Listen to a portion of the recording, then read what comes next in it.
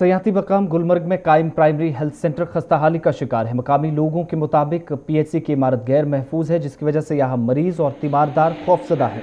लोगों ने शिकायत करते हुए कहा कि महकमे की अदम तवज्जी का शिकार प्राइमरी हेल्थ सेंटर जो किसी भी बड़े हादसे को दावत दे रहा है, ताहम मुतलका हुकाम की जानिब से इस जानिब कोई तवज्जो मरकूज नहीं की जा रही है। मकामी लोगों ने महकमा सेहत के आला हुकाम पर भी सवालिया निशान लगाते हुए कहा कि अगरचे उनने कई मरतबा इस हवाले से इंतज़ामिया को आगाह किया, ताहम यहाँ पर फॉर्मेलिटी के अलावा कुछ भी नहीं किया जाता।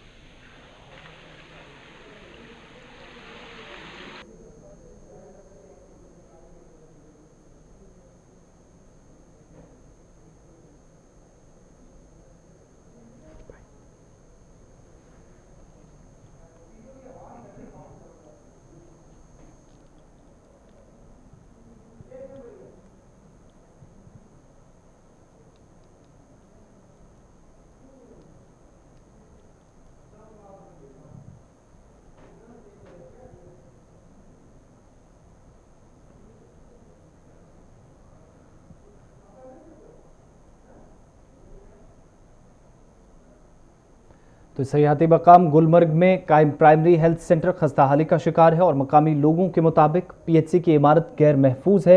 बावजूद इसके यहाँ पर इलाज मुआवजा किया जा रहा है और मरीजों के साथ साथ तीमारदारों में भी यहाँ खौफ पाया जा रहा है। लोगों ने शिकायत करते हुए कहा कि महकमे की अदम तवज्जी का शिकार ये प्राइमरी हेल्थ सेंटर जो किसी भी बड़े हादसे को दावत दे रहा है, ताहम मुतलका हुकाम की जानिब इस जानिब कोई तवज्जो नहीं दी जा रही है, जिसकी वजह से यहाँ कोई भी बड़ा हादसा पेश आ सकता है। मकामी लोगों का क्या कुछ कहना है, उसके बाद अपने नुमाइंदे का रुख करेंगे। देखिए, ये जो आप देख रहे हैं सामने में राइट साइड में मेरे पीछे, ये गुलमर्ग का प्राइमरी हेल्थ सेंटर है जो कंस्ट्रक्शन किया गया था यहाँ पे 2008 से 9 में के अंदर। अब ये बाहर से आपको दिख रही है बिल्डिंग, बिल्कुल शानदार बिल्डिंग दिख रही है। इसके सामने का जो ग्राउंड है ये बार बार डैमेज हो रहा है और अंदर से जब भी हम किसी पेशेंट को अंदर लेके जाते हैं तो ये कोई भरोसा नहीं रहता है, कभी भी ये बिल्डिंग टूट के ऊपर पड़ सकती है। तो इसके अंदर डर ही रहता है कि अंदर के रहें या ना लेके जाएं पेशेंट्स को। कंक्रीट किए जा रहे हैं, अभी कोई भी शख्स वहाँ जा नहीं सकता है क्योंकि इसकी हालत वैसे नाजुक हो चुकी है। अंदर जाने में कोई भी डर लगता है क्योंकि इंसान का ज़िंदगी बचाने का इस वक्त ये एक सहारा था हॉस्पिटल। जब ये इसकी भी ऐसी हालत है तो बाकी लोग कहाँ जाएंगे? अगर वो कोई बीमार हो जाएंगे तो उसको लेके हम कहाँ जाएंगे? क्योंकि टंगमर्ग यहाँ से 13 किलोमीटर की दूरी पे है, वहाँ जाने तक पता नहीं उसकी हालत क्या हो जाए।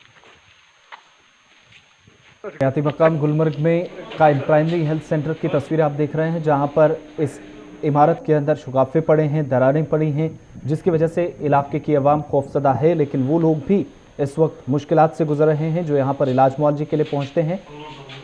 मरीजों के साथ साथ तीमारदार भी इस इमारत में पहुँचते तो हैं, लेकिन लोगों का ये मानना है कि ये गैर महफूज इमारत किसी भी बड़े हादसे को दावत दे रही है। मज़ीद तफसीलात के लिए अपने नुमाइंदे के पास चलते हैं। गुलमर्ग से इस वक्त इशफाक डार हमारे साथ हैं। इशफाक, क्या कुछ आपने ज़मीन पर खुद देखा, ग्राउंड ज़ीरो पर जाकर जो लोग कह रहे हैं उसमें किस हद तक सच्चाई है, और महकमे से कोई बात हो पाई हो तो क्या वजह रही कि आज तक इस इमारत को अगर गैर महफूज करार दिया गया है, बावजूद इसके यहाँ पर सैकड़ों लोगों का दिन भर इलाज होता है और वो लोग इस खतरे की घंटी के बीच दोबारा खतरा मोल ले रहे हैं? जी बिल्कुल आसिफ जी, सबसे पहले अपने नाज़रीन को ये खबर पहुंचाना चाहते हैं कि महकमा सेहत की सेहत जो है वो खुद उनकी सेहत ठीक नहीं है तो लोगों की क्या वो सेहत ठीक करेंगे। तो महकमा सेहत की लापरवाही की वजह से ही सयाहती मुकाम गुलमर्ग में जो प्राइमरी हेल्थ सेंटर की बिल्डिंग है वो खस्ताहाल हो चुकी है। अब तक तीमारदार जो अस्पताल की तरफ रुख करते हैं उनको भी डर महसूस हो रहा है कि अगर खुदा न खास्ता अगर अस्पताल में के अंदर जाएंगे तो तब ये बिल्डिंग गिर सकती है। लेकिन एक बड़ी बात आपको ये बताएंगे कि साल 2010 में सियासी असर रसूख पर इस बिल्डिंग को वहां पर मुंतकिल किया गया था और जहां पर ये बिल्डिंग पहले फंक्शनल थी और वहां पर एक आलीशान होटल वहां पर तामीर किया गया सियासी असर रसूख के बिना पर। और आज ये भी बताएंगे साल 2010 में इस सब सेंटर का इब्तिदा किया गया और तब से लेकर आज तक सिर्फ रंग रोगन और इन शिगाफों को छुपाने के लिए सरकारी रुकूमात खर्च किए गए। लेकिन ये कहेंगे कि कहीं ना कहीं सरकार खजाने को जो बड़ा नुकसान उठाना पड़ता है। लेकिन इशफाक, यहाँ पर जो लोग पहुंचते हैं इलाज मुआवजे के लिए, क्या उन्हें प्रॉपर फैसिलिटीज मिलती हैं? या बाहर से हम इमारत को देख पा रहे हैं, सिर्फ जिस तरीके से ये तमाम चीजें छुपाने के लिए इसके ऊपर पेंट कर दिया जाता है, क्या अंदर की सिचुएशन क्या कुछ है? वहां पर भी बुनियादी सहूलियात मिल पाती हैं इस दूर दराज इलाके के अंदर? देखिए आसिफ जी, जिस तरीके से हम बिल्डिंग का हमने मुआयना किया, कल दिन भर हम इस बिल्डिंग के अंदर गए थे, लेकिन हमें भी ऐसा लगा कि कहीं ना कहीं जहाँ वहां पर जो मुलाजिम तैनात थे उनको भी कहीं ना कहीं डर महसूस हो रहा है। अंदर जितने भी हमने ओपीडी डेंटल सेक्शन वहां पर देखा, एक्सरे का सेक्शन देखा, वहां पर जो दीवारें हैं उनमें काफी शिगाफ पड़े हैं और खतरा लाग गया। और सरकार को चाहिए कि इस तरह के इकदाम है ताकि इस बिल्डिंग को कहीं दूसरी जगह शिफ्ट किया जाए या तो इस पर जल्दी से जल्दी मरम्मत किया जाना चाहिए। बहुत बहुत शुक्रिया तफसीलात फराहम करने के लिए। तो PHC गुलमर्ग की सूरत हाल क्या कुछ है आपके सामने इस वक्त, और मकामी लोगों ने जो शिकायत की, इल्ज़ामात आयद किए, और हमारे नुमाइंदे भी बता रहे थे कि सूरत हाल ऐसी है, इमारत बाहर से खूबसूरत तो दिखे इसके लिए उसे रंग रोगन कर दिया जाता है, थोड़ी बहुत मुरम्मत कर दी जाती है, लेकिन अंदर जाकर ऐसा महसूस होता है कि शायद यहाँ पहुँचने वाला मरीज़ दोबारा वापस घर नहीं पहुँचेगा।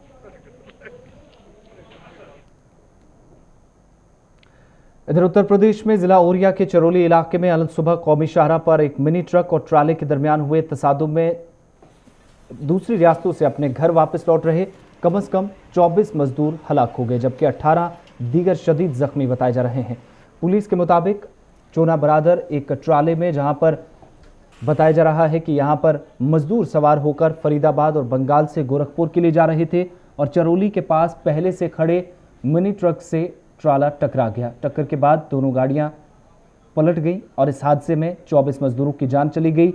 1 दर्जन से ज़्यादा लोग जो मजदूर थे इस वक्त जख्मी हैं, और ज़िला मजिस्ट्रेट अभिषेक सिंह और पुलिस सुपरिटेंडेंट सुनीत समेत का ये कहना है कि इस वक्त मौके पर इंतजामिया की जानिब से तमाम जो कोशिशें की जानी थी, राहत और बचाव कार्य है वो शुरू किया गया, लेकिन 24 मजदूरों की जान चली गई और इनमें अभी भी 5 से 6 लोग ऐसे बताए जा रहे हैं जो जख्मी थे, जिनमें 5-6 लोग ऐसे हैं जिनकी हालत काफ़ी ज़्यादा इस वक्त तशवीशनाक बनी हुई, जिन्हें इलाज मुआवजे के लिए अस्पताल पहुंचाया गया है, लेकिन इस दर्दनाक हादसे में 24 मजदूरों को अपनी जान गंवानी पड़ी है।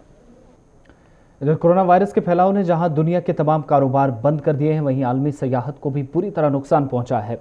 बुर्ज खलीफा से लेकर आईफल टावर और तुर्की के मशहूर नीली मस्जिद से जन्नत बेनज़ीर कहलाने वाली वादी कश्मीर तक इस वक्त सयाहती मकामात पर सन्नाटा पसरा है।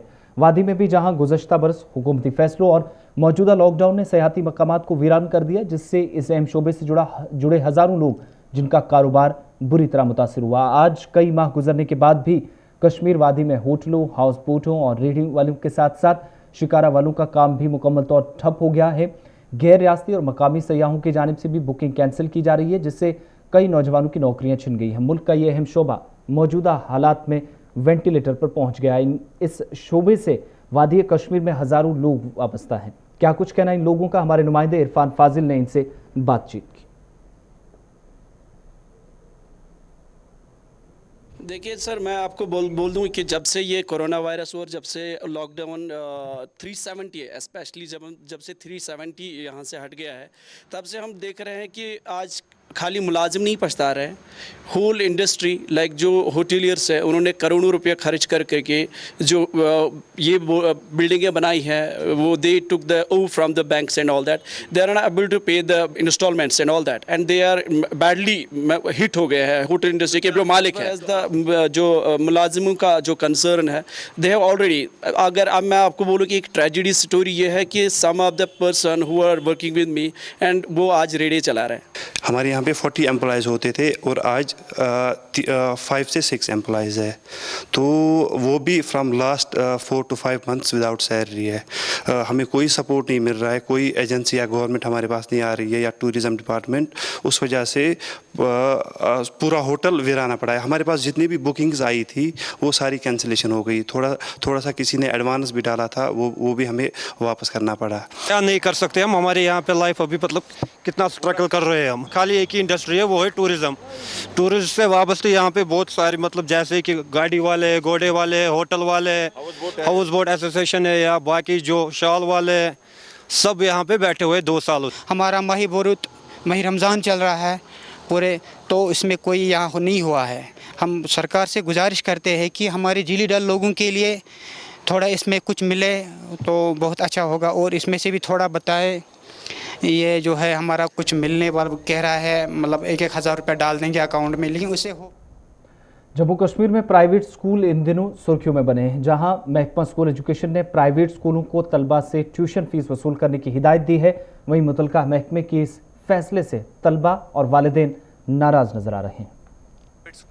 जो मैसेज वो स्टार्ट करने लगे, उन्होंने पेरेंट्स को सबों को मैसेज करना स्टार्ट किया कि हमें फ़ीस जो है हमें फ़ीस पे करो। लेकिन मैं गवर्नमेंट से ये कहना चाहता हूँ कि ये उन्होंने किस बिना पे ये जो ऑर्डर है ये निकाला है। पिछले 1 साल से जब से एब्रोगेशन ऑफ आर्टिकल 370 हुआ है तब से लेके आज तक जो पूरा कश्मीर लॉकडाउन में है, पूरा कश्मीर जो है बंद पड़ा है। यहाँ का जो बिज़नेस है बिल्कुल यहाँ की जो इकनॉमी है वो पूरी ज़मीन में ऑलरेडी जो थी दस गई थी ज़मीन में। यहाँ के ताजिर जो है, यहाँ के जो बिज़नेस इस्टेब्लिशमेंट्स है सब जो है बर्बाद हो चुके हैं लॉकडाउन से।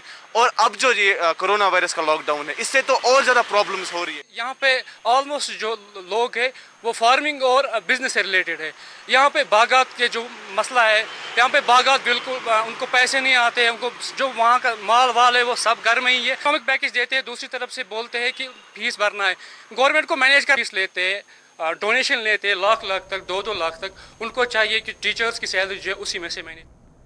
मौजूदा लॉकडाउन की वजह से जहां लोगों को कई तरह की मुश्किलात से गुजरना पड़ रहा है, वहीं दूसरी जानिब वादी में गराम बाजारी भी उरूज पर होने से लोगों की मुश्किलात में इजाफा हो रहा है। लोगों का कहना है कि बाजारों में सरकारी नरखनामों की कोई पासदारी नहीं की जा रही और न ही मुतल्लिका हुकाम की जानिब से रेटों को काबू में रखने के लिए मार्केट चेकिंग स्क्वाड कहीं नजर आ रहे। लोगों के मुताबिक अगरचे मुतल्लिका महकमे की जानिब से सार्फिन को अपने हुकूक के तई आगाह करने के लिए मुख्तलिफ किस्म के नारे रकम किए जाते हैं, ताहम ज़मीनी सतह पर बाजारों में बढ़ती ग़िरा फरोशी लोगों के लिए बाइसे अजाब बन गई है।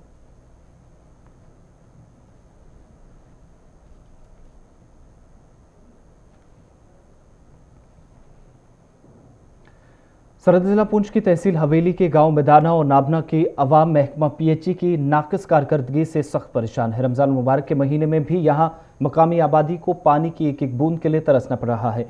लोगों के मुताबिक इलाके में बना वाटर टैंक भी लीकेज की वजह से आबादी के लिए बाइसे अजाब बना है और कई रिहायशी मकानात को यहाँ खतरा बना हुआ है।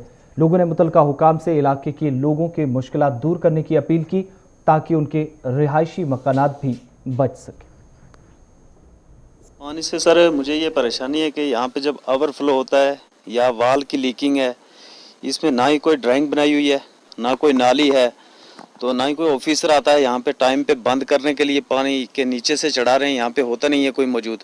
पानी जब ओवरफ्लो होता है, मैंने पूरा मकान है, आप देख सकते हैं नीचे कैमरा लगा के भी, पीछे से पूरा दीवार जो है प्लास्टर वो पूरा गिर के तबाह बर्बाद हो गया। सर हमारे 400 पॉपुलेशन है हमारे वार्ड की, तो इसमें पानी की बहुत प्रॉब्लम है। मतलब यहाँ टैंक बना हुआ है नापना मिडिल स्कूल के पीछे, तो उस गवर्नमेंट का कहना है कि ये खालसा सरकार है ज़मीन, ठीक है, उसमें हमने एक प्राइवेट आदमी लगाया, उन्होंने उसको भी हम पैसे देते हैं और गवर्नमेंट को भी किराया भरते हैं। तो गरीब आवाम है यहाँ, इसका कुछ ना कोई हल होना चाहिए। जिस दिन से लिफ्ट लगी है तब से प्रॉब्लम है, क्योंकि 4 मुलाजिम है यहाँ पे, तो मुलाजिम खुद आते नहीं यहाँ, तो उन्होंने आगे एक आदमी लगाया हुआ है, तो उसको मतलब वो कुछ नहीं देते, जो अवाम है जो अवाम देती है पैसा उसको, वो उस पानी खरीद के लेते हैं। मतलब खबरों के इस बुलेटिन में फिलहाल इतना ही। आसिफ रशीद को इजाज़त दीजिए।